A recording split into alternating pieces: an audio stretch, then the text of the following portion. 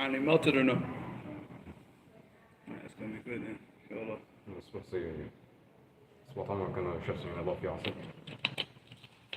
want one of them, Ibrahim? Yeah. Frozen Capri Sun.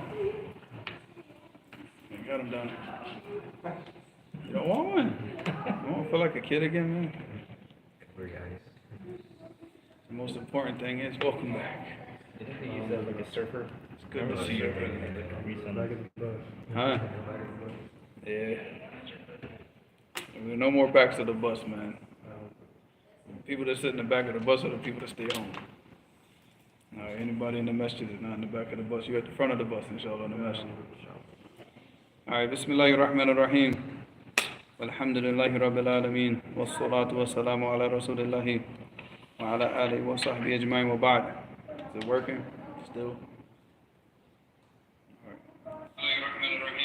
It's working. I see that. Alright, so chapter 108. Bab ar-rajuli ra'in fi ahlihi. So this is now about, and we already taken these different narrations. It's just, Imam al-Bukhari, he'll bring the same narration over in different chapters, but he'll focus on a different aspect. So when we took this hadith originally, what was the focus on? Yeah, all right, so the servant to the one that he serves. All right, to the person that, he's responsible for serving. In this case now, we're out of those chapters, so now we're dealing with the man and his family. And then we'll go to the next hadith in chapter 109, which is the woman. All right, but it's going to be the same narration, inshallah. All right, so hadith number 212. I guess y'all going to have to... He's got the English copy, so if you want to sit with him, y'all going to have to sit around him and crowd around him and make him feel nice and uncomfortable. Yeah.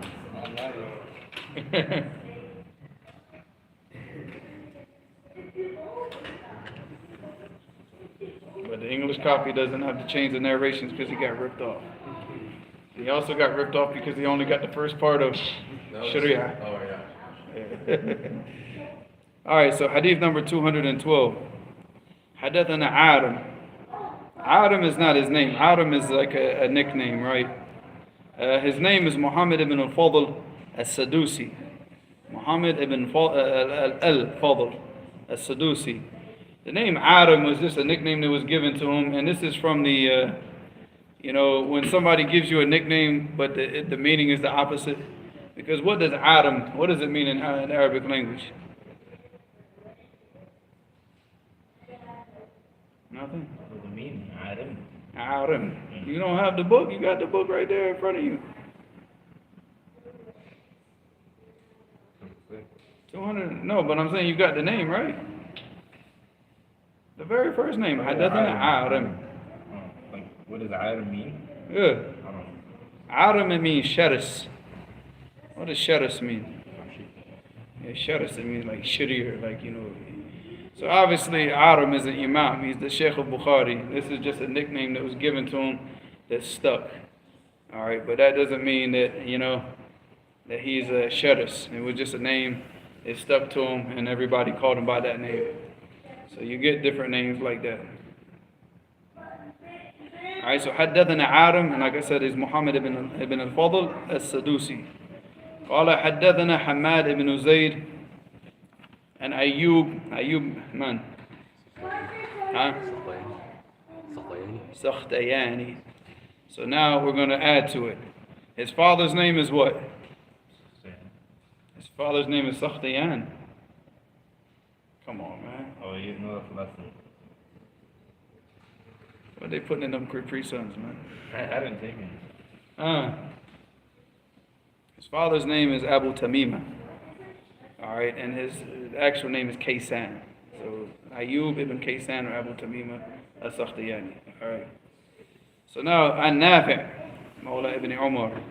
عن ابن عمر رضي الله عنهما قال النبي صلى الله عليه وسلم كلكم راع وكلكم مسؤول عن رعيته فالأمير راع وهو مسؤول ورجل راع على أهله وهو مسؤول والمرأة راعية على بيت زوجها وهي مسؤولة على وكلكم راع وكلكم مسؤول عن رعيته Muttafaqun alayh.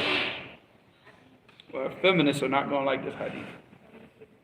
For them liberal feminists are not going to like this hadith. Pinky Jabbies with the Converse Chuck Taylors are not going to like this hadith, and they're not going to like what I'm about to say. Hello Kitty shirts. You got to stop that. Anything but the Hello Kitty shirt. Yeah, anything but that. All right.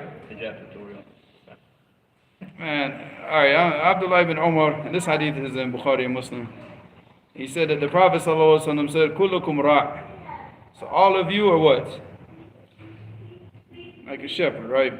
But the meaning here is what? All of you have positions of authority. All of you, at one time or another, will be what? In some type of position of authority over another person. And he's given the different scenarios.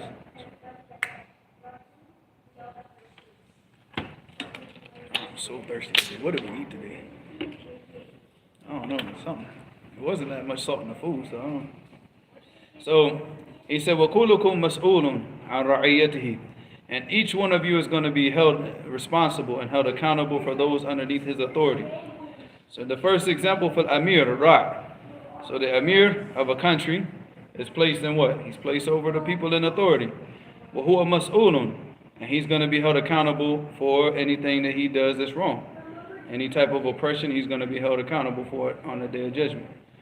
وَرَجُلُ رَاعٍ. And a man is over authority عَلَى أَهْلِهِ, over his family. He's the person who's in charge. What goes on in that house is his responsibility. He can't sit there and say, oh man, you know the times and you know people, and just let the people act any type of way. If people are listening to his music in his house and he's not stopping it, he's the one responsible. It's his house. Who's going to tell him that he can't allow his children, or he can't stop his children from doing this and doing that? That's his responsibility. And if he can't do that because he's afraid of some child services or something getting involved, and then it becomes what? It becomes obligatory upon him to take his kids and leave this country and raise them up in a Muslim country where he could raise them up and do the Amr bil Ma'ruf and Nahy anil Munkar. You know, that's that. Khalas. So nobody comes up between him and his family. He's responsible. And then after that he said, وَهُوَ مَسْئُولٌ وَالْمَرْأَةُ رَاعِيَةٌ عَلَى بَيْتِ زَوْجِهَا. And the woman is put in authority over the house of her husband. Yes, this is the position. This is the Prophet ﷺ telling you the levels of what? You have the level of the Amir, because he's what? An authority over what? The entire country. Then the husband and the man is over the house. And then when he leaves and he goes to do work, or he's in the masjid or whatever, who is like the one that he leaves in charge of the house? The woman. So now she becomes the ra'iyah. She becomes the person of authority in the house to carry out what? To sit there and when the husband goes to the masjid, to sit there and say, oh, you know your father, go ahead and do what you want to do. Go ahead and play the music, watch the movies, watch SpongeBob and become like Hamza over here, you know. Yes. Huh? You did watch SpongeBob, right? I was 5. But the point is like, you know, the woman does not have the authority. Again, she's the authority in the Beit Zawjiha. That means that in his absence that she what? Continues to carry out the things that he what? Teaches them in the house. So when he leaves, it is her job to make sure that the children don't go, oh, dad's gone. Let's go, you know, start blasting Tupac or something. No, dad is gone and the mother's there to maintain the authority. If she's not doing that, you know, وَهِيَ مَسْئُولَةٌ, and she's going to be held accountable for everything that goes on in that house. And because what does she do with the kids? You know, when the father leaves and she's like, oh, the mutashaddid is gone, now let's have fun. Now what does she do? She turns the husband who's trying to teach the kids Islam, trying to teach them the sunnah, he becomes what? He becomes the bad guy. He becomes the enemy. Let's wait. They're just waiting for him to leave so they can have fun and enjoy themselves and let their hair down, you know. So, no, the wife is responsible for this. And if she raises the kids up on that, that's her responsibility. Ala wa kullukum ra'. He said, well, all of you are, you know, you're all going to have position, some type of authority. Wa kullukum mas'ulun an ra'iyati. And all of you will be held accountable for those under your command, under your authority. under your whatever. Alright, so that hadith is in Bukhari and Muslim. Hadith number 213. This one is different. حدثنا مسدد قال حدثنا إسماعيل قال حدثنا أيوب عن أبي قلابة عن أبي سليمان مالك بن الحويرث رضي الله عنه قال أتينا النبي صلى الله عليه وسلم ونحن شببة متقاربون. So he said, this is Abi Sulaiman Malik ibn al-Huwayrith. He said that we went to the Prophet صلى الله عليه وسلم وَنَحْنُ شَبَبَ. What does this mean, shababa? Shabab, like we're like youth, we were like young in age, we were still young. So they went to the Prophet ﷺ to get knowledge of the deen. And he said, mutaqaribun fi sin, that they were similar in age, very, very close in age. Not the exact same age, but they were close. Like maybe one was 20, one was 21, one was 19, like this. فَأَقَمْنَا عِنْدَهُ 20 لَيْلَةً. So we stayed with the Prophet ﷺ for 20 nights. فَظَنَّ أَنَّا اشْتَحَيْنَا أَهْلِنَا. And then he thought that we desired our families, because they were married and they're young. So the Prophet ﷺ, he might have seen different things, like just them being distracted and not being able to focus. So he's like, okay, you guys have had enough. You want your families. So he telling them, go back to your families now, because you can't, if you can't concentrate, you can't focus, you're not going to benefit. So he said, فَسَأَلْنَا عن من فسألنا عن من تركنا في أهلنا. So he asked us, so we asked about who we left amongst our families. فأخبرناه وكان رفيقا رحيما. So we informed him, about the family that they left behind and what they desired. He said, وكان رفيقا رحيما. What does that mean? Rafiq, what? Like soft and nice, Rahiman, merciful. Like he didn't say, no, y'all have to stay, soldier it out. What are you doing? You can't go back to your families. You guys are a bunch of punks. No, what did he say? He knew, he saw it in them. And he said, and then he started asking about their families, asking them like, okay, well, what did y'all leave behind? What's going on? Go back to your families, because he had that softness with the people, and he didn't want to place a burden on them harder than what they could bear. I mean, this is the practice of the Prophet ﷺ. If he saw the people, they were like, they desired knowledge, he give it to them. If he saw them tired and everything, then he had that type of mercy and softness with them, and he would like let off, and let them relax a little bit, because obviously, if you keep pushing and pushing and pushing, the person is not going to be able to learn anything, and then they start to hate the knowledge. فَقَالَ إِرْجِعُوا إِلَىٰ أَهْلِيكُمْ فَعَلِّمُوهُمْ وَمُرُوهُمْ.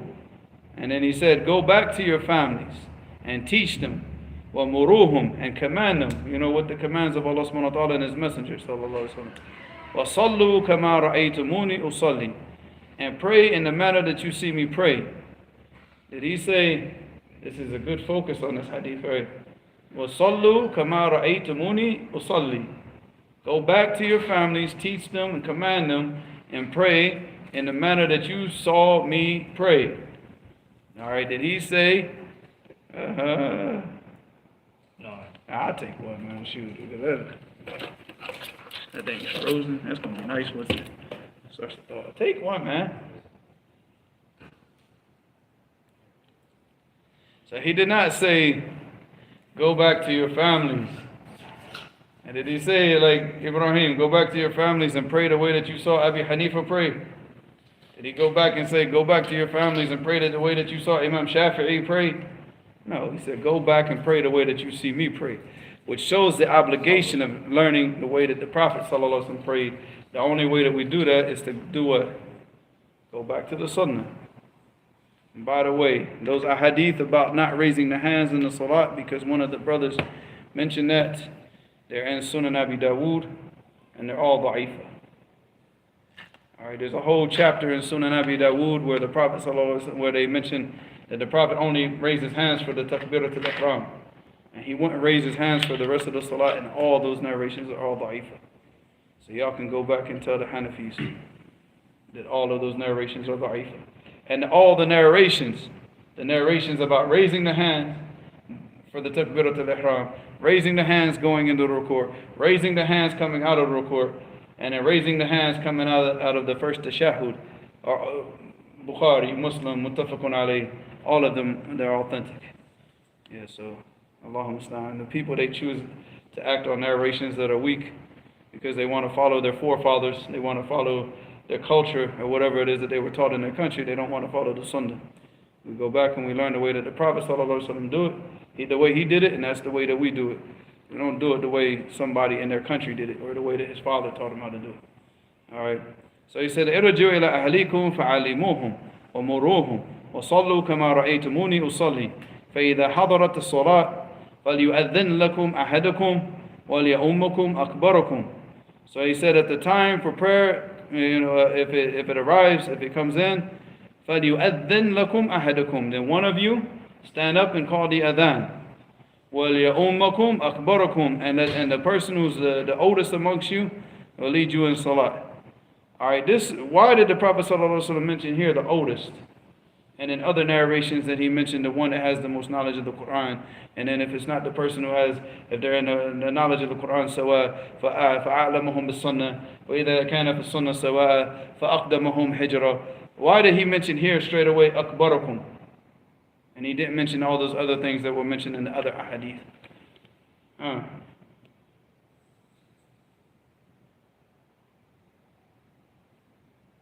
Man, let me open my phone because y'all ain't answering nothing, man. Maybe at least I could see something on the live stream. At least they might.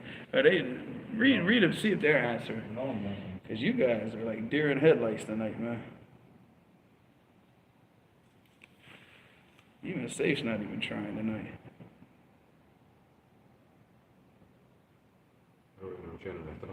What? No. Because all of them, they went to the Prophet ﷺ and they studied with him. And they all spent the same amount of time with him. All of them, they went to the Prophet ﷺ. Alright? And they all sat with him for the same amount of time. So they all learned the same amount of knowledge. So they all memorized the same thing. So if they sat down and they memorized the Quran, then they all memorized the same. If they learned from the Sunnah, then they all learned the same. So all of them are the same in all those regards. So then what did the Prophet ﷺ say? Because they're all the same, because they all studied the same, then okay, the oldest amongst you leads you in prayer. Alright. Now which is better? To call the adhan or to be the imam? Which one gets more reward? Because everybody always talks about the reward for the person calling the adhan. Where is the more of the fadl? To be the imam or to be the mu'adhan? Huh? What's your dalil?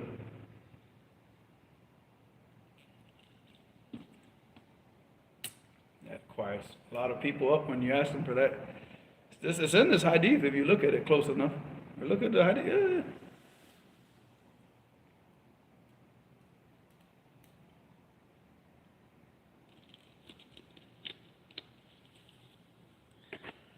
When he mentioned about the adhan, he said what?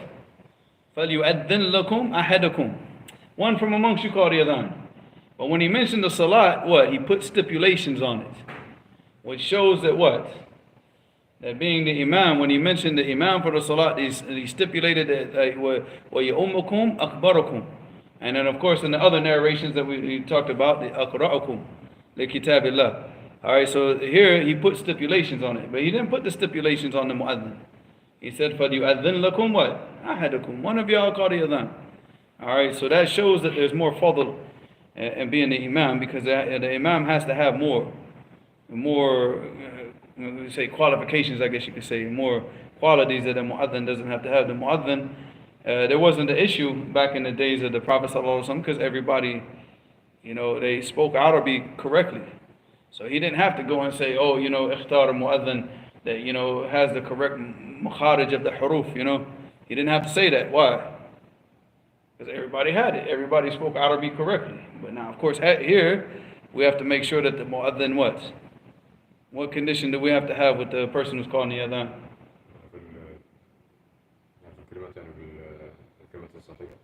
Yeah, that he has to pronounce the words correctly.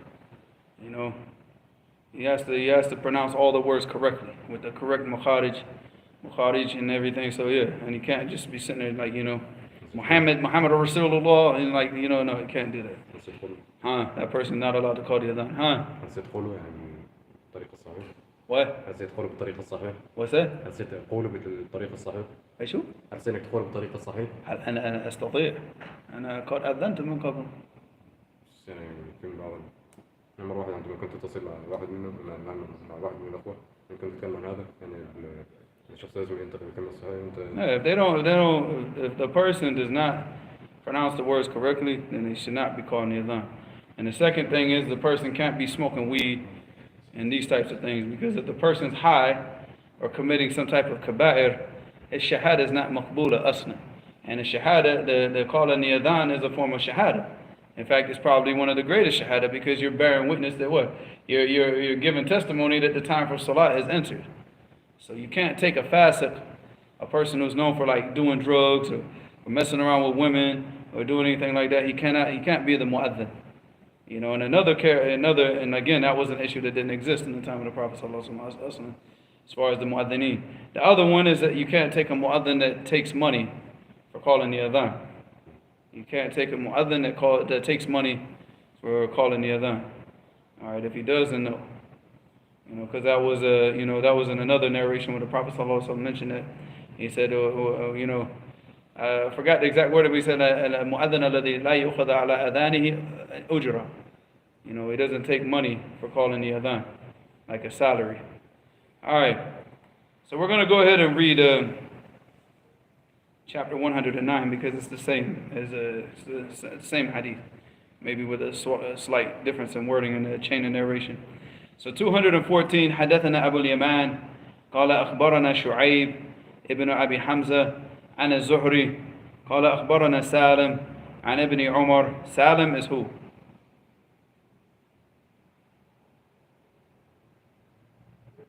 Salim. Y'all don't know who Salim is? Anybody in the chat?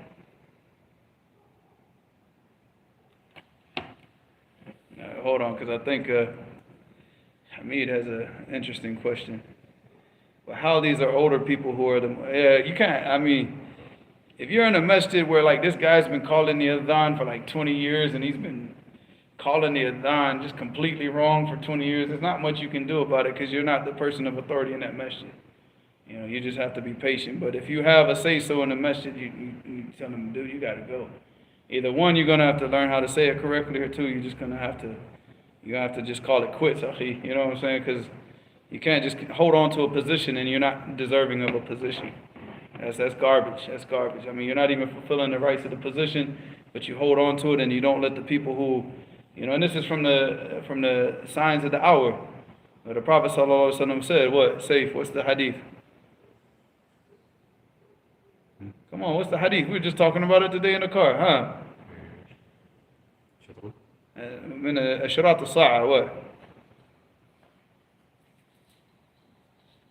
إذا وصل الأمر إلى غير أهله فانتظر الساعة. If the affairs of the people are put in the hands of a person who does not deserve it, and be prepared for the hour to be established. And that's what happens. So these positions that people hold on to, they shouldn't be holding on to the positions if they know that they're not qualified for the position. You step down and you let the people who are qualified stop being arrogant. This is deen. It's not our, this masjid, again, all of the masajid around America do not belong to the people. They belong to who? They belong to Allah. What's the dalil? Hamza, wake up.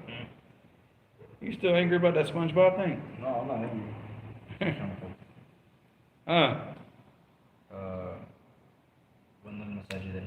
وأن المساجد لله فلا تدعوا مع الله أحدا. So all the masajid, they belong to Allah. And that's a responsibility, that's an amana. If you're underqualified for this, you step down and you let the other person who's more qualified take over the position. This is what's destroying all of the masajid around America. This is why I'm in Fresno, California, and not in a masjid in Jacksonville, Florida, because of this type of foolishness. So this is the reality of what happens. You know, and the people need to fear Allah with this, because wallahi, you meet Allah subhanahu wa ta'ala and you're playing with his deen, that's a whole other thing. And then on top of that, you're causing destruction and corruption inside the masajid. You got the people coming to the adhan and getting called by the adhan incorrectly because the guy he's just hard-headed and obstinate, doesn't want to give up his position. Then you got other people that run the masjid that wallahi, they're not qualified to run a McDonald's. If you put them in charge of a McDonald's, they would destroy the McDonald's, but then they don't want to step down. So this is just the reality of the situation. This is what destroys everything. We've watched this over and over and over throughout the years. East Coast, West Coast, North, South, everywhere. And it's, wallahi, it's a sickness, wallah. Babul mar'ati ra'iyatun. So this is about the woman being an authority, right? Now, obviously not an authority like a woman who controls the country. Like these people coming up in this masjid talking about vote for Kamala. Akhazahumullah. All right, may Allah disgrace them. All right. But what did the Prophet ﷺ say about the woman who gets put in charge over the people? La yuflihu what? Give me the hadith. Give me a statement, the whole thing. La yuflihu qawmun yatawalla amrahum imra'ah. So if a woman is put over their affairs, then they will never ever be successful. They will never be successful. And how can you be successful when a woman is controlling the country or controlling the affairs of the people? When they got to go to war, they got to fight to defend things. This is not a joke. You think this is a la la land, utopia type thing where we're just going to be sitting here and she could keep taking breaks every time that she's menstruating and every time that she's having a baby. And then, no, the people are going to use that weakness of the country to attack them, to use that against the people. And then what happens then? You got a woman over the country, then what happens? What, the military starts putting on dresses? So, no, I mean, this is each person should understand where they fit into society and where they can benefit society. And if the Prophet ﷺ said this case, and this is the sickness of these guys coming up in this masjid talking about vote for Kamala. So not only are you telling the people to vote for a kafir and befriend and choose a kafir as a wali al-amr, that's not for us. A kafir has no walai, has no control over us, nothing. They're not our wali al-amr ever. So not only are you telling the people to vote for a kafir, but you're telling them to do what? Vote for a kafira, a woman. Ya akhi, wallahi, these people are sick, man. La barakallahu fihi. Did y'all get that over there in Fresno, Masjid Fresno, handing out vote for Kamala papers? People came here? Akhi, after I told them in the khutbah, I said it in the khutbah. I said that this is not, the masjids are not for politics. They're not for this. And then when whoever comes to the masjid to do this, la barakallahu fihi. May Allah not put any blessing in his life. And this guy goes right outside and starts handing out these papers. Then tries to shake my hand and gets angry because I won't shake his hand. He probably because they all sent him here. All right. So he said, حدثنا أبو اليمان قال أخبرنا شعيب عن أبي حمزة عن الزهري قال أخبرنا سالم. Salim is the son of Ibn Umar. Ya Jama'ah. Salim ibn Abdullah ibn Umar. Salim, that's his son. رضي الله عنهما. أنه سمع رسول الله صلى الله عليه وسلم يقول كلكم راع. All of you will be have authority. وكلكم مسؤول عن رعيته. And all of you will be held accountable for those under your charge. Al-imam ra'in. The imam is authority over the people. وهو مسؤول عن رعيته. And he's going to be held accountable for everybody under his authority. وَرَجُلٌ رَاعٍ فِي أَهْلِهِ. And a man is an authority over his family. وَالْمَرْأَةُ رَاعِيَةٌ فِي بَيْتِ زَوْجِهَا. And the woman is an authority over the house of her husband. وَالْخَادِمُ فِي مَالِ سَيِّدِهِ. And the servant with the money of the one that he serves. سمعت هؤلاء أن النبي صلى الله عليه وسلم وأحسب النبي صلى الله عليه وسلم قال ورجل في مال أبيه. He said, I heard these words from the Prophet صلى الله عليه وسلم, and I think that the Prophet صلى الله عليه وسلم said وَرَجُلُ فِي مَالِ أَبِيهِ. And also the man with the money of his father, he'll be responsible for it if his father entrusts him with that. Going back to the previous hadith of 213, the hadith is muttafaqun alayhi except for one thing.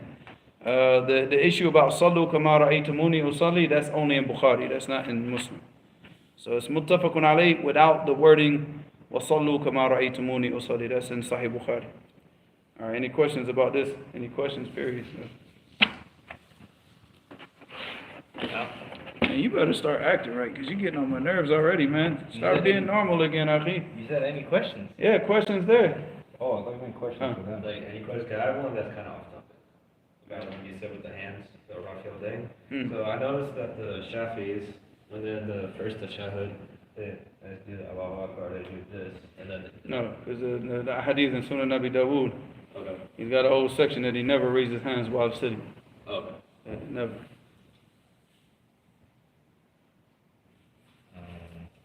Hamid says, what's the best Somebody's telling to get you some Arabic coffee, Turkish coffee. They're trying to wake you up, Akhi, because they know everybody can see that you're not yourself today. Go ahead. Can't be that SpongeBob comment. I've said that before. It can't be SpongeBob. What's the best way, Hamid says, what's the best way to respond to those who say wiping over the socks is only for khufs? It is only for khuf, but the khuf is anything that's above the ankle.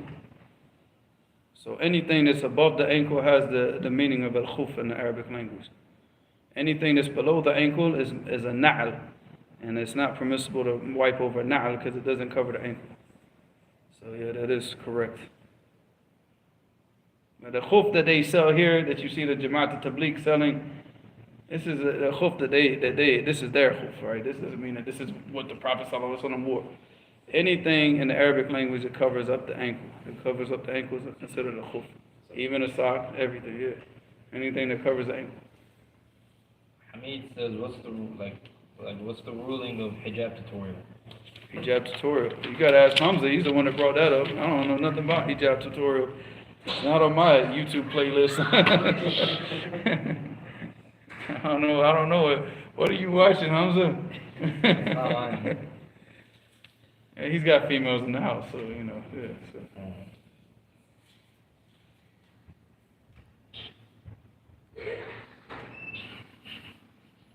Fatima says, AI is high.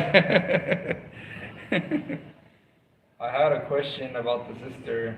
They had crown placed on her today for winning Quran competition. Is this permissible? No. A woman, that's not permissible for her to participate in the competition. She's beautifying her voice in front of men. And on top of that, those competitions are the riyah. The people, what are they doing? They're getting up in front of the people to recite the Quran for what? To understand it, to ponder it, to know what they have to do. No, they're doing it so they can win an award, so they can get first place. That's not the Quran. That's wallahi la yajuz hada abadan. That's if anything, that's disrespect to the Quran. If anything, the Quran is not used for competition. The Quran was sent down as a guidance to mankind. It's not used so you could sit up in some Khaliji country handing out a bunch of money to the winner. No, that's foolish. And then on top of that, these women, they come up and beautify their voices in front of a bunch of men, male judges that judge them. That's la yajuz. And people need to fear Allah with that. We recite the Quran, we learn the Quran to practice it, to act on it, not just to recite it. You know, so Allah Mustaan. Someone named Abdullah, I don't know how to pronounce the last name, says,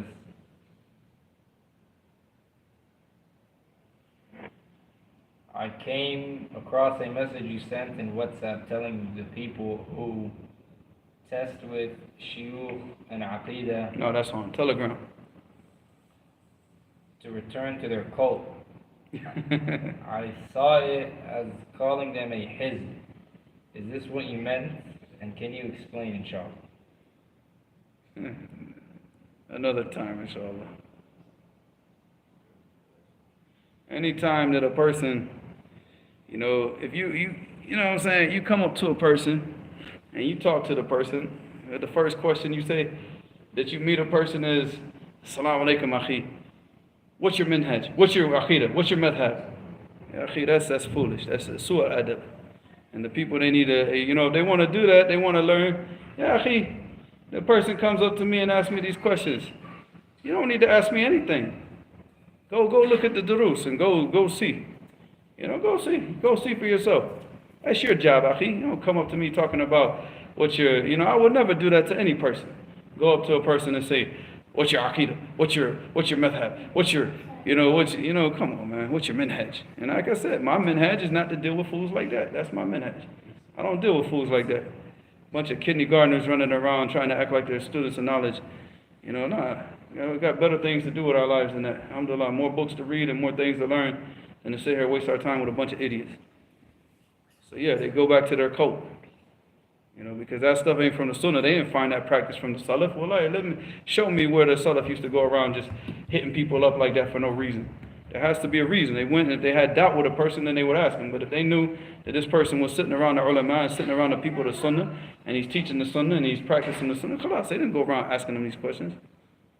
So yeah, so go back to your cult. Go back to your sheikh that can't even recite the Quran properly. Question by Hassan. You know what he said? ثم جعلناكم على شريعة من الأمر فتبعها. Yeah, you heard that? فتبعها. He didn't say فتبعها. He said فتبعها. Sell it. Now we put you on a sharia min al-amr. On a deen. So sell it. Go back to that sheikh that doesn't even know how to talk about selling the religion. Good. Question by Hassan. The auto parts company that I work at delivers parts to Catholic schools for their auto shop class. I told them I cannot deliver or provide any services to Catholic schools. Why not? But I can deliver to other places, such as... Well, what prevents you from doing that? Because the Prophet ﷺ did business with the Yahud. When he died, his dirr, his armor was what? Marhun and the Wahad Yahudi, Lisha'ir. He took it and he put up his armor as what? As a rahin. What is a rahin in English? Collateral. So he gave him sha'ir and he gave him that as collateral. He was doing businesses up until his death. Sallallahu Alaihi Wasallam. So you do, the business is not, business with any of the kuffar is permissible. As long as you're not selling them, like for example, it's not permissible to sell like grapes to a kafir that that's going to turn them into alcohol. That's not permissible. It's not permissible to sell weapons to the kuffar, especially at a time of war, when you know that they're going to use those weapons against the Muslims, or anything that they can use against the Muslims. But anything like food, clothing, or anything like that, you can sell to them. It's no issue. No, things that are halal. Can't sell them pork. Pork, alcohol, all that. No, that's haram. Because the food drive, sometimes they put pork, you throw it away. Yeah, just throw it away. Some of the people say, No, throw it away. Let them go get it out the garbage, because that's where it deserves to be. If they want to get it, let them get it out the garbage. Yeah. You don't feed it to the cats. You don't give it to nobody. You throw it in the garbage. It's haram. Khalas. Nobody's allowed to have it. Hamid says, what do we do with the older brothers who give adhan but don't do it I already answered that. You weren't paying attention. I told you were up in your la la land and stuff, man. Oh, I read. No. You weren't paying attention. You remember when I answered that, right? I was doing the thing about the adhan, and I said, hold on. Hamid has a good question that's associated with this hadith.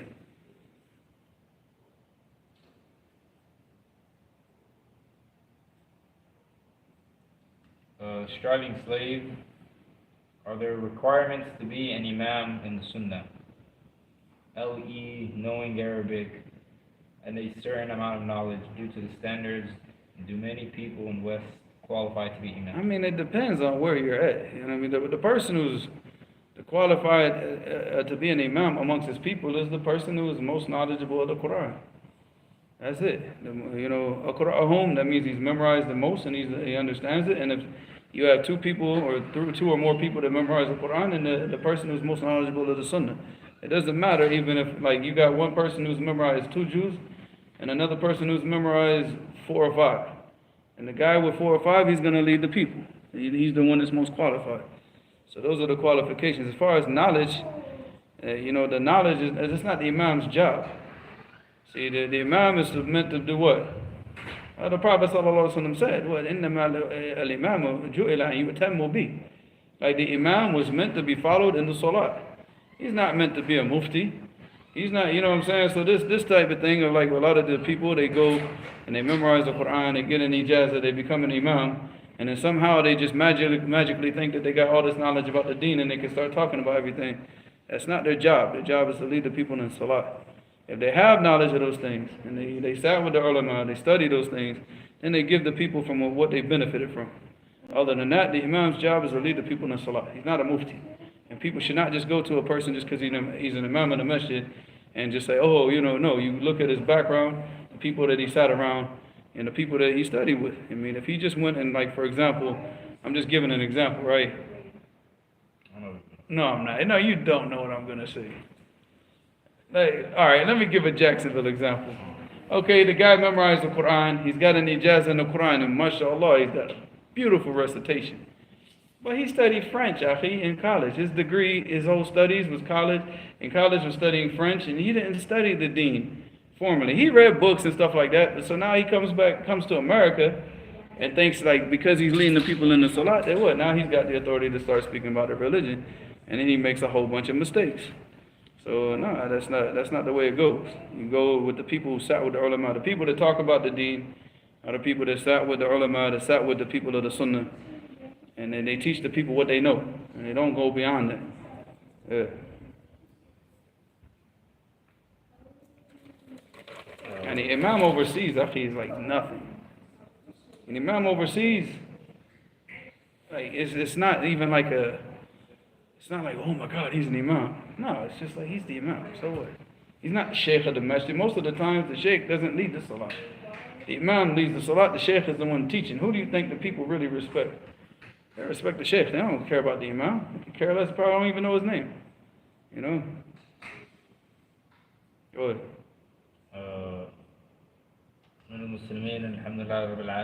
Says, he's being fair tonight. We're not going to laugh at him. Go ahead. if a woman doesn't cover and still mixes with a boy who reached the age of tamyiz but not bulugh, does she get the sin of tabarruj and free mixing? Allah knows best. She shouldn't be mixing with the boys. The protection of keeping the boys away from the women that haven't reached the age of bulugh, and so those boys don't go back to the men that have reached the age of bulugh, and they go back and describe her to them. Because now that he's reached that age of tamyiz, even if he's only 9 years old, he hasn't reached the age of puberty. It's not impermissible. Like, she's not being like, doing ikhtilat by being around him, because he still hasn't reached that age of puberty. But because he's reached the age of tamyiz, the fear is that he's going to see her and describe her to other people. Because now he'll start to recognize things and notice things, so she needs to avoid that. Hisab said, can a son benefit from his father's haram income? For example, school fees. You should try to, if you know that your father's making haram money, your main goal in life is to do anything you can to not have to rely on his money. I mean, if you have absolutely no choice and there's nobody else that can help you and assist you, you're just, you constantly make dua that Allah subhanahu wa ta'ala opens up the door. The doors are risk. It's my son. No, Adab. Where's Abdullah at? Take care of the siblings. Take care of the siblings. Babysitting. Just say he's babysitting. He's probably on here, ain't he? You didn't see him? No, he's here. He's here somewhere lurking around. Man, you shouldn't be here. Go watch the kids, Abdullah. He said, speaking of Abdullah, here's the next questioner. He said, what book was the hadith of the female leader in? Look it up. I'll look it up because you're asking the questions. So. I'm right on Adab right now.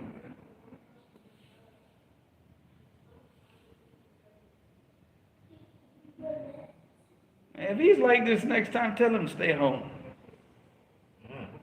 No, man, you need to go drink some coffee or something. Y'all should go to what's the name of the coffee shop? Alchemist place. Huh? The Alchemist place. Alchemist Coffee. Boy, he gave me some Ethiopian coffee the other day. Whew. Yeah, man. I had it this morning. Say. What? Yeah, go. All right, go ask another question while I'm looking for this.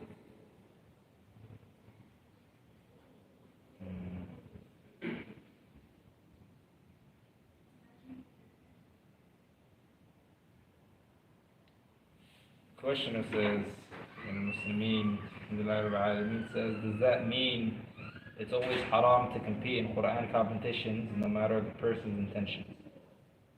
You should avoid these competitions because you should avoid anything that messes up your intention. And that's going to mess up your intention.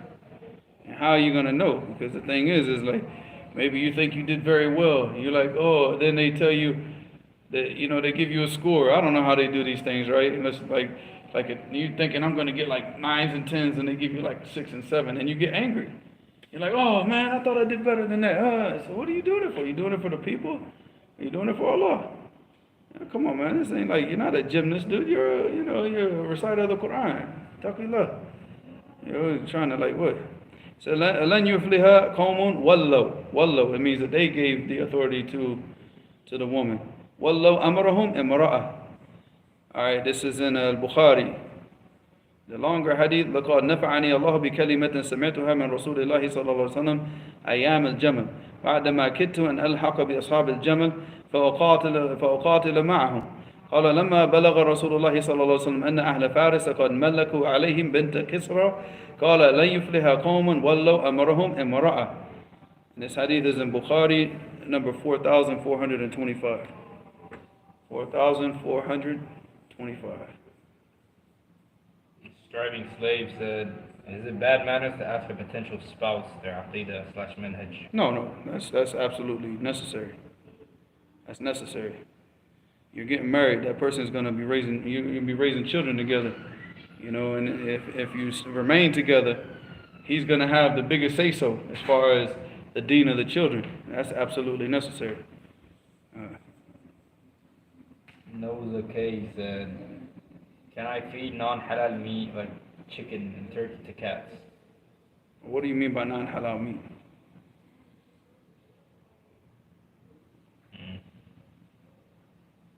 Chicken, I mean, if it's like slaughtered to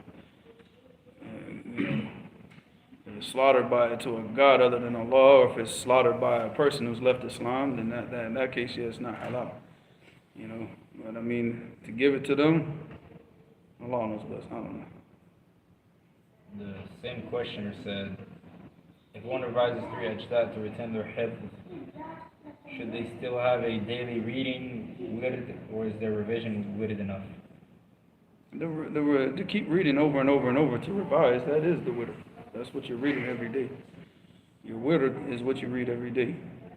So, whether it's 1 juz, 2 juz, 3 juz, 4 or 5, whatever, up to 10. Yeah. Huh? Last one. Let me go to the same questioner said, what if he finds it a little challenging to do both? Should he give priority to reading with?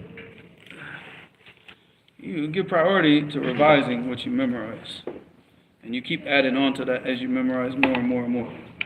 So if you've only memorized 3 juz, focus on revising those 3 juz and then keep adding to it. And then the more you keep adding, you keep, so what I would say, like if a person's memorized 3 ajzat from the Quran, then take for example, 2 juz and read them over 3 days. 2 juz, 2 juz, 2 juz. So you read 6. So what are you doing now? Over those 3 days, you're going to revise the 3 juz ajzat that you memorized, and you're going to read what? 3 that you haven't memorized. And then you're going to focus on trying to memorize those 3 that you haven't, but at the same time, so what you'll do is for example, the first day you read let's see, if you're reading from 6 juz, you read from maybe Surah Al-Fusilat, right? So you read Surah Al-Fusilat all the way down to maybe what? Surah Al-Qaf. Alright? That's one day.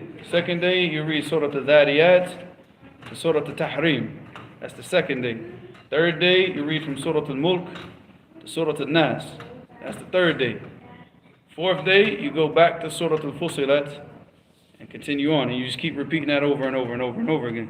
Then you take whatever surahs that you're trying to memorize and you read them before you go to bed. And then you just keep doing that. And once you get done with those 6 ajzat, what do you do now?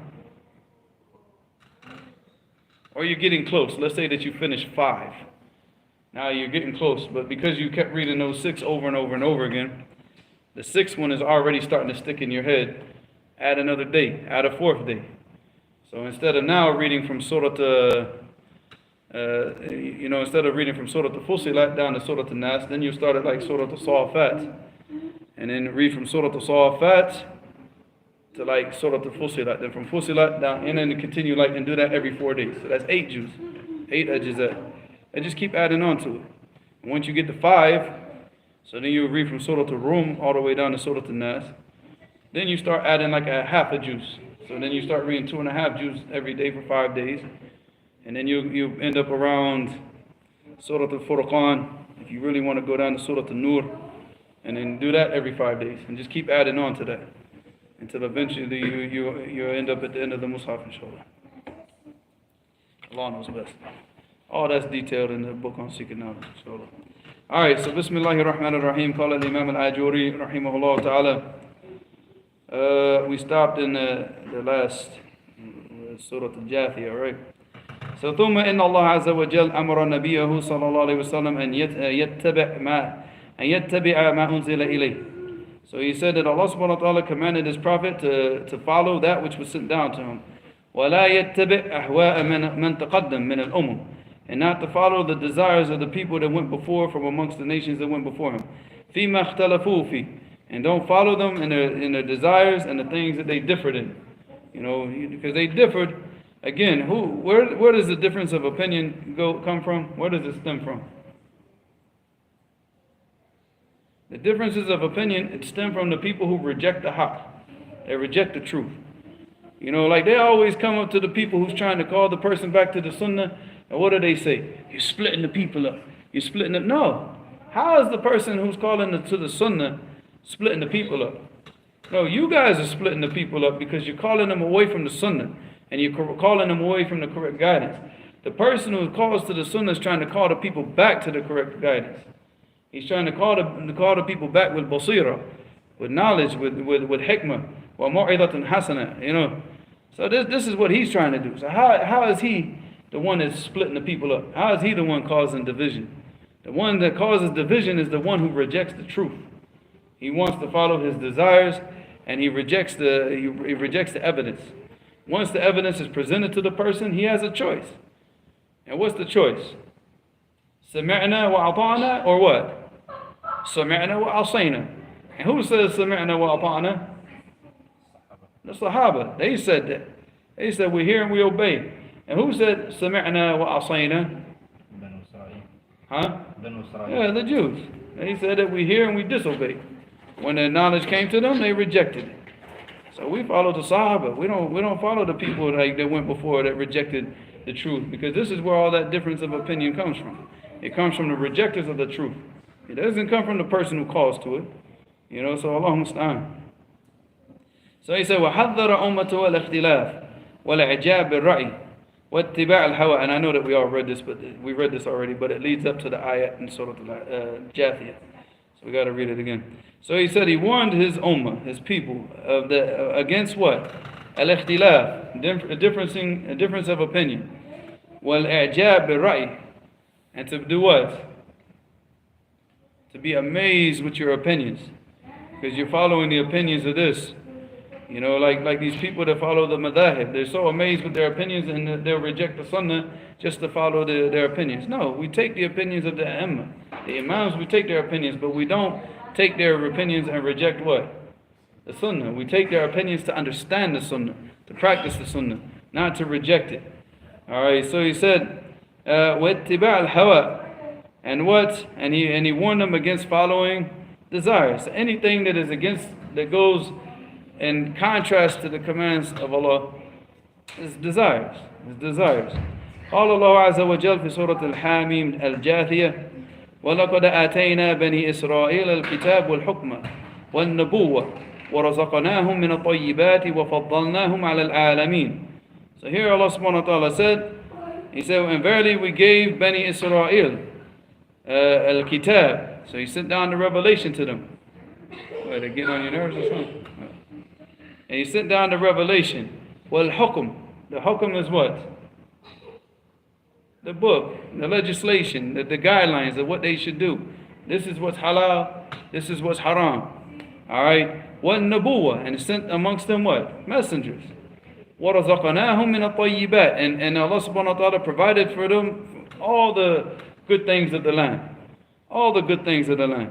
وَفَضَّلْنَاهُمْ عَلَى الْعَالَمِينَ, and we what? And we what?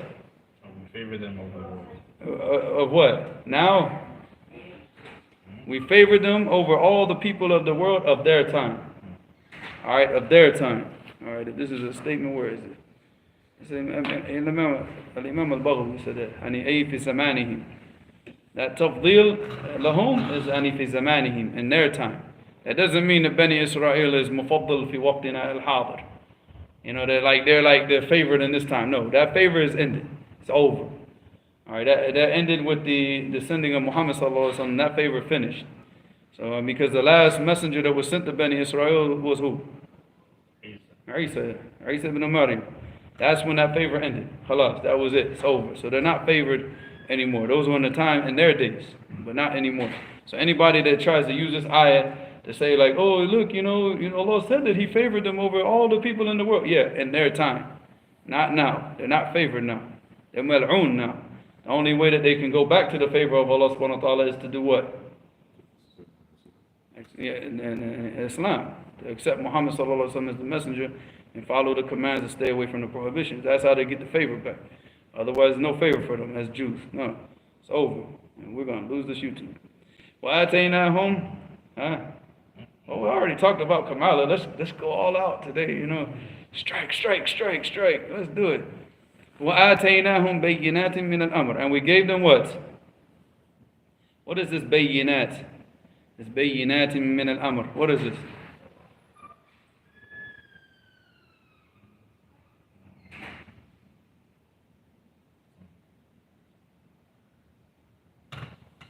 And it's al-hujjaj.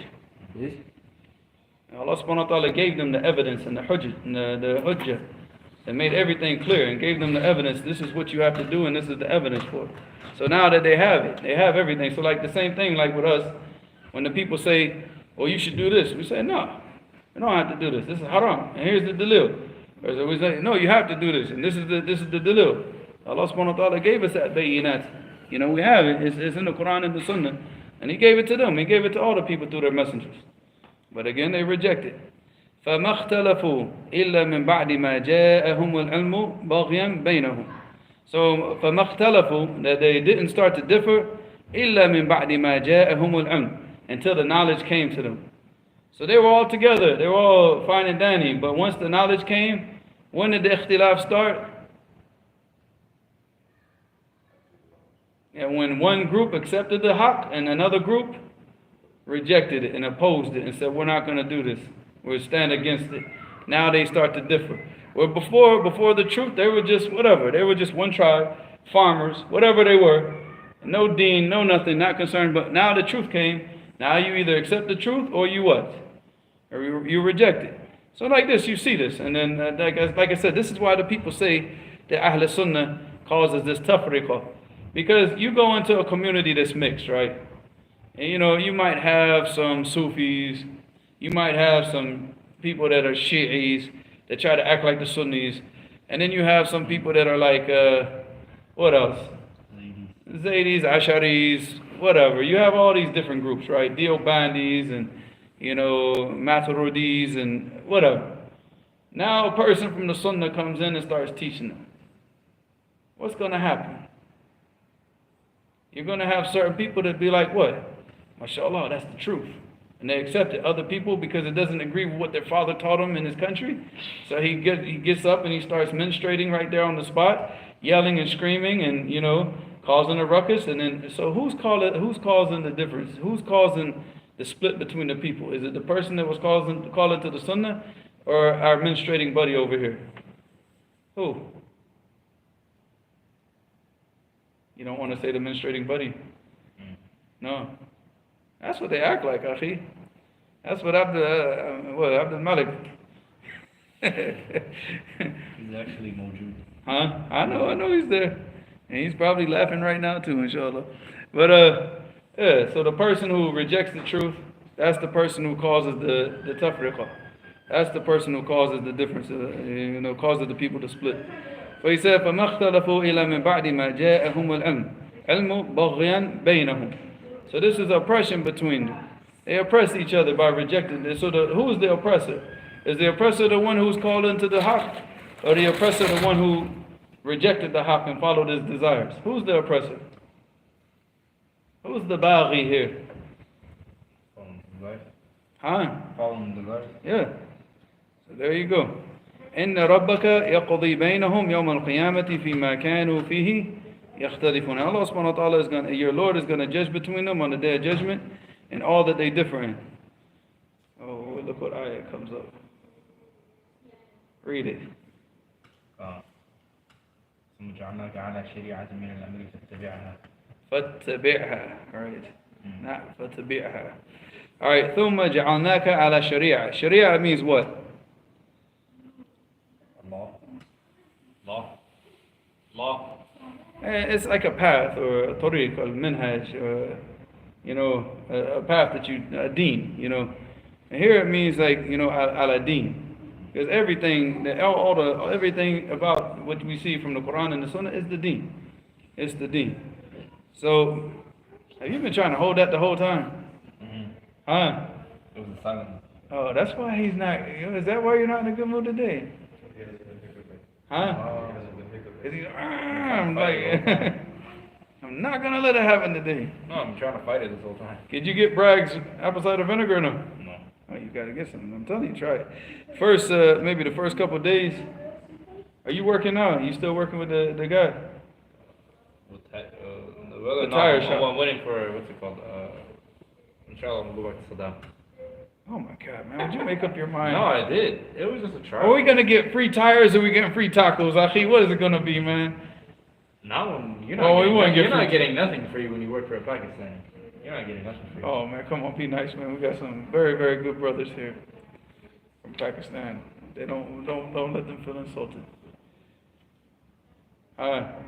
You're not gonna get nothing free. You work for a Yemeni. Yeah, I got a lot of things. But except for Saddam, Saddam is an exception. Every Yemeni I worked with, they always gave me free stuff. Yeah, that's true. With food though, but not with money. They're not gonna give you money though. Yeah, take the food, take anything. You want some shoes, take some shoes, but don't ask me for no more money. Yeah, but yeah. So I guess we're back to getting free tacos then, huh? Alhamdulillah. Because I have more time to revise the Quran. This waiting period could be a dua that I got accepted. What I'm saying is like, when are you going back to Saddam? He said the latest like 2 weeks. And that's 2 weeks of just revising and seeking adab. So 2 weeks right now, go get some Bragg's apple cider vinegar, man, and fix the situation yourself. Start taking that stuff 30 minutes every time before you eat. It's good, man. For every meal. Do that for like about 5 days. And see. If it stops, it stops for us. Because a lot of that stuff, like the problems with the stomach, is a lot of that has to do with yeast buildup. Because in the West, you're eating the bread that they serve here is not even cooked. It's not cooked properly. That's why you have to take the sandwich bread and put it in the toaster before you eat it. If you eat it straight out the bread, you're eating like yeast. It's not even cooked properly. So that yeast, it gets in your intestines and it starts to spread, man, and it causes all types of intestinal issues. And then on top of that, you're eating like cheese, uncooked bread. Man, while you're here, Akhi, please. He's got to answer the question. Please answer this question for us. What is a typical Mexican breakfast?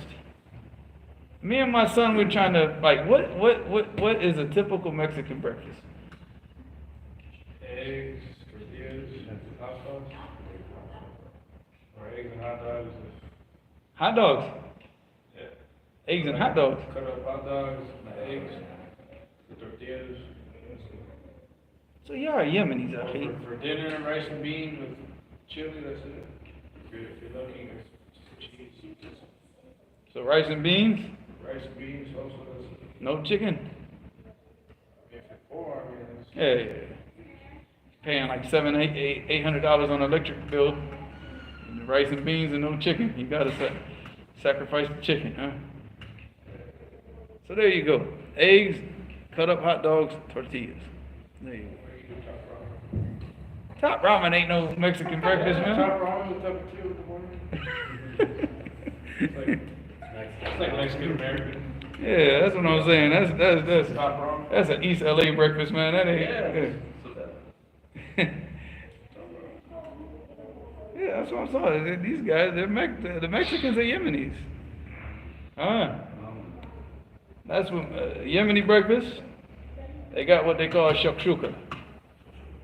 It's like eggs, tomatoes, onions. They just cut them all up and they cook it all together and eat it with bread. Same thing, right? Or they have beans with bread. Mexicans and Yemenis, man. Huh? Which the breakfast. Where did he write it? What? Eggs. What is chorizo? They have beef traditions. Oh. Intestines. That's what Abdul Malik said.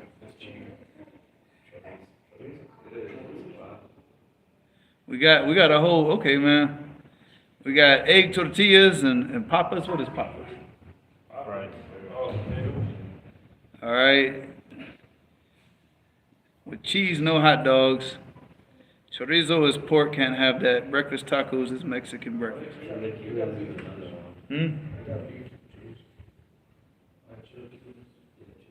That's it, man. We're Mexican. What we just sit here and eat beans all day long. Khalas, man. There you go. That's why we were asking about that, because we were like sitting there making beans this morning, like for breakfast. Like, you know, we eat it with rice though, man. Like, us, it's all beans and rice, beans and rice, beans and rice. No tortillas, man. Go to Mexico. And live forever. That's cheap. Yeah. Land for free. Take a spa, baby. Start selling drugs for the cartel. I'll be like their Yemeni Connect, you know what I'm saying? Allah musta'an. Don't do that. That's not good. All right. So إن ربك يقضي بينهم يوم القيامة فيما كانوا فيه يختلفون. All right. ثم جعلناك على شريعة من الأمر فاتبعها ولا تتبع أهواء الذين لا يعلمون. And don't follow the desires of the people that what? Don't know. And that's akhi, wow, you know, if the people just sat there and just thought about that ayah, right? So here Allah subhanahu wa ta'ala is telling you what? You know, follow the guidance that was sitting down. Don't follow the desires of the people that what? That don't know. And you see the majority of the people from the students of knowledge that, you know, yanharifun, that, you know, go off on these different paths. They end up going off on these different paths following people that what? That don't know. They have more knowledge than them. But then they follow these guys because of what? Money. Because these guys have the money. So these guys, they get these students of knowledge to start making things halal. They weren't halal before. So when something was clear-cut haram when he was a student of knowledge, now he starts to taste the money. Now it becomes what? You know, not all interest is haram. You know, there's some good interest, there's some bad interest. You know, oh no, you know, weed isn't really khamr. You know, your salat still accepted. You know, you see how his fatwa and everything starts to change. Whereas when he was a student of knowledge, haram. You know, and he has the evidence. He's prepared it. He knows it. But then once the money starts coming in, what? Yeah, then he starts to everything starts to change. And he's following people that don't know. He's following people that don't even have the knowledge. He's the one with the knowledge. You know, and he follows the people's desires that don't even have knowledge. إِنَّهُمْ مَنْ يُغْنُوا عَنْكَ مِنَ اللَّهِ شَيْئًا. They're not gonna benefit you anything with Allah subhanahu wa ta'ala. If Allah subhanahu wa ta'ala, Allah subhanahu wa ta'ala wants to punish you, they're not gonna be able to stop anything. They're not gonna be able to do anything for you. وَإِنَّ الظَّالِمِينَ بَعْضُهُمْ أَوْلِيَاءُ بَعْضٍ. That the oppressive people, the oppressors, the people that, and here, obviously the people of oppression is referring back to who? The people of ikhtilaf, the people that reject the guidance. Awliya'u ba'd, that they're what? That they're only helpers of each other. So you as a Sunni, as a person of the Sunnah, as a person that tries to follow the Quran and the Sunnah, and you see another person who's Rafidi, and Sos Abu Bakr, and Sos Omar, you think that they're going to assist us and you think they're going to be protectors for us? You know, they're going to use us to get control. And then what do you think they're going to do to us? They're going to kill us all. And that's just that. Look at what happened in Afghanistan. In Afghanistan, the Salafi sheikhs in Afghanistan told the people, Khalas, Taliban is taking over Afghanistan, they're the Wali al-Amr, everybody put your guns down and don't do anything. And what did Taliban do? Went to every one of those Salafi sheikhs that told them to obey the Wali al-Amr and killed them all. And killed them all. Did you hear about this on the news? Absolutely not. Absolutely not. Are you going to hear about this on the news? Are these Khawarij, on social media going to post this stuff? The people that promote it? No, of course not. Even one brother Siraj, he's a Saudi sheikh now. He's not a sheikh, he's not like a sheikh of deen, not somebody, but because of his old age and his experience, they call him a sheikh, right? He fought in Afghanistan, and he said when he was fighting with those people, with the Ikhwan, he said that the bullets were whizzing by our heads from behind us, not from in front of us. Because they would make all the people that called the Tawheed, they say, y'all go up there and go fight the Russians. They would go up and they would try to shoot them from behind. And shoot them from behind. And even one of the brothers that was close to them got killed like that because they made him go forward and then they shot him in the back of the head. So these people are not awliya for us. The awliya for the muttaqi is what? Al-muttaqin. The people of taqwa, they're the awliya of what? Of each other. And the dhalimun, awliya of ba'd. So you can't sit here and rely on a zalim. You sit here and say, oh, we're gonna ally with the Rafidah and think that you're gonna get the assistance from Allah subhanahu wa ta'ala. No, you're gonna get the punishment of Allah subhanahu wa ta'ala. Because the Rafidah are allied with the Yahud Aslan. They don't care about us. They don't care about us. Go back and look at the different videos that happened in Lebanon. And not just Lebanon. Who was fighting in the last war against the students of Damascus? The Houthis and who? Hezbollah. They brought in leaders from Lebanon to go and surround the village of Damascus and start killing students of knowledge. And the head of the military, the head of the Houthis was from Lebanon, from Hezbollah. And look at all the atrocities that they did in Syria and all these places of ripping people's beards out by hand and doing all this type of stuff. And you're going to sit here and talk about that they're going to be, no, they rejected the truth, akhi. They rejected it. And on top of that, they insult the companions of the Prophet. They insult the wife of the Prophet. They insult the Mus'haf that we read from. What do you want from these people? You want the Nasr from Allah? Yeah, no, the Nasr doesn't come with that. The Nasr comes with what? Being a thabat ala sunnah. And stand on the sunnah. Akhi, we don't need Nasr from people. If you want Nasr from Allah, then who cares about the numbers that we have? Well, who cares about the numbers? Those brothers in Damascus, with all the stuff that they brought against them, how many people did they have fighting? 300, 400, how many did the Houthis have? The Houthis had to bring people from Lebanon, had to bring people from Iran, just to fight the brothers in Damascus because they couldn't do it because they were getting slaughtered.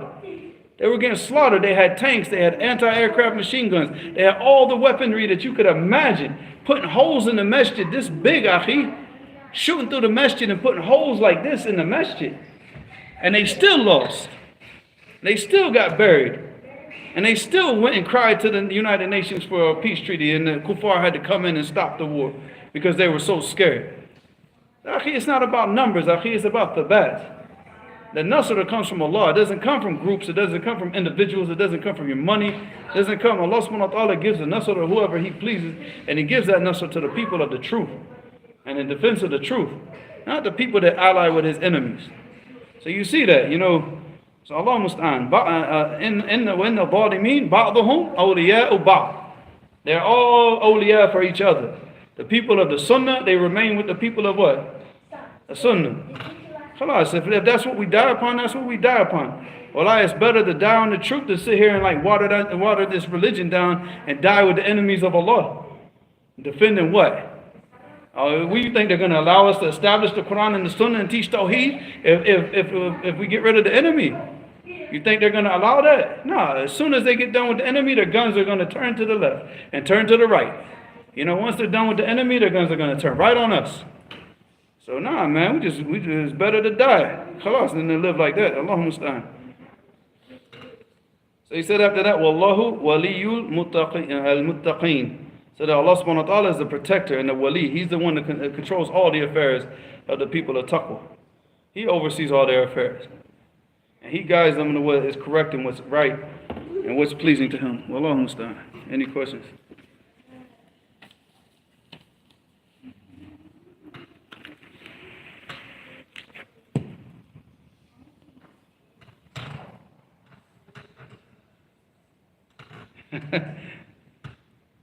Abdul Malik says, local Fresno people go to Kerman, have the breakfast burritos with bacon and ham and chorizo. Yeah, because that's all halal. You've been out there? Oh, you gotta go, Akhi. He's got the breakfast burrito. And even he makes, on the weekends, he makes the menudo? But it's all halal meat. And even the kuffar that come in and eat at the restaurant, they don't know. They think it's pork and all that. They have no idea, but he does it with all halal meat. So you go there and get that breakfast burrito. That's good, man. But you'll be full. I don't know about you, but get 2 of them, Akhi. That's gonna. Go ahead. I just see a bunch of like Abdul Malik and downstairs going back and forth. So I'm just seeing what's going on. Huh?